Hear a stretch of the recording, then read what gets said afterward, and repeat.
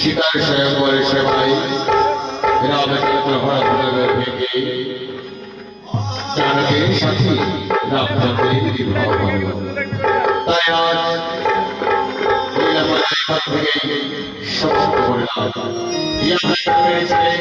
ভাষায় বা শাস্ত্রে কোনো ক্ষেত্রে তাই বই চলাকালী ভাষায় বা শাস্ত্রে ভুল করে হয়ে থাকে তবে নিজের ছোট্ট ভাই বা নিজের ছোট্ট সন্তান বলে ক্ষমা করে দেবে। সমস্ত বললাম আজকের ছোট্ট